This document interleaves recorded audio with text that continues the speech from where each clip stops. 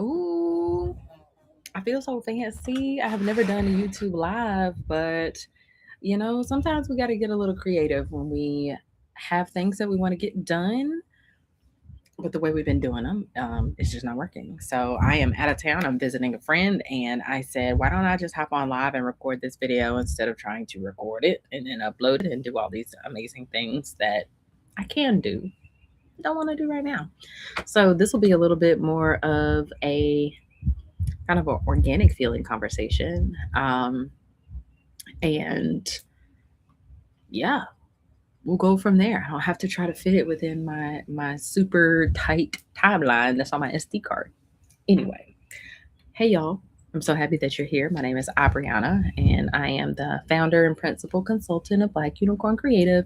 Our work is to make sure that who you are, your business's identity, and who you say you are aligns with how you operate and how people experience you. So I like to call that brand alignment. And we are on a 30-day brand alignment sprint. We are talking about brand alignment and how it shows up in your business, how it possibly doesn't show up in your business, and the things that you can do to improvement so that you can experience the ease of alignment. Today, I want to share with you, or at least get you thinking about how your brand values show up as daily behaviors. Yes, I'm on a horse farm, if you could hear that. Um, so, a lot of times when you go through the branding process, your designer, your brand strategist is going to ask you, okay, what are the values of the business? What are the values of the organization? What are your non-negotiables? What comes up when you say this is how we do the work that we do? Oftentimes we have that this is what we do and this is how we do it, and that how we do it, I believe, is the value system, and that value system dictates how you make decisions further on in the business. One of my values, especially as we're having this conversation about brand alignment, is if it doesn't align, I must decline. And so, one of my favorite things to do is not only take the values from one word, like integrity, honesty, trust, accountability, transparency. I like to turn that into a value statement. So, if I say that my value is alignment, what does that mean? A lot of people have different definitions or different perceptions of what those values mean, what those single words mean. And for me, it is, if it doesn't align, I must decline. There is a behavior associated there. There's an action. I know what to do if that value does not show up in the space that I am in. I must decline. And so, not every company operates that way. Many of them have values that are just on a wall or on the website or in a strategy deck, and that's as far as they go. Those values are not infused into their decision making frameworks, so they don't show up anywhere but where the text is on the wall. And that's what makes employees feel like we're not being true to who we are, or we say we're one thing and we operate a different way. They don't feel safe when that's clear. That makes your clients say, well, this is what they say. This is what they say they value, but this experience that I've had with them says otherwise. And that's not what we want. That's not going to keep people around, whether it is our customers, our employees, our investors. It's not going to keep people around. If your team can't tell what a value means in practice, it's not going to influence them. It's not going to influence how they operate and how they show up and how they make decisions on behalf of your business. And so I think that values need an associated behavior. They need to be translated into a behavior. So that if you say, like, I value excellence, what does that mean? When it comes to your meetings, what does that mean? When it comes to customer communication, what does that mean? When it comes to problem solving, what does excellence mean?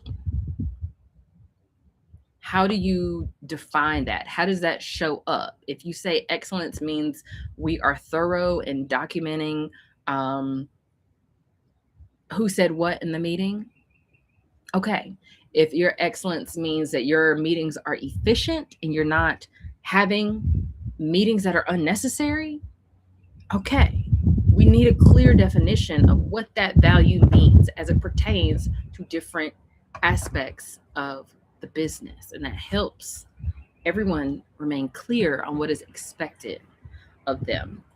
One of my favorite things to do when I am running an executive retreat or working with founders and business leaders on defining those values within their part of the business or the business at large is to play a game of Pictionary. I am all about play, I'm all about making things fun, but playing a game of Pictionary to say, all right, this is the value you received. I'll either give them arbitrary values just from my list of brand values, or based on what they chose. Depends on how we design that, but they'll receive a value. And I say, draw a picture. You do not have to be a Pablo Picasso, okay? Draw a picture of what that value looks like. Draw a situation where that value shows up. Think about what that value looks like in practice. What is the situation that allows you to exemplify that value? You would be surprised how many people struggle with that because they say, I never thought about what it actually looks like to have this value. I never thought about the challenges of transparency as a value. I never thought about the challenges of sustainability as a value. And that is something that you need to think about, because if you're going to commit to it, if you're going to position your business based off of it, then you need to understand what challenges come with that positioning. So every value needs to have a behavioral translation.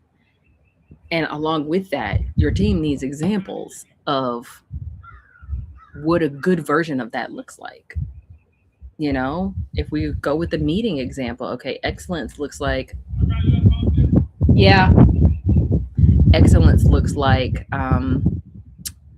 documenting what other people are saying in the meeting, like taking meeting notes. What are good quality meeting notes?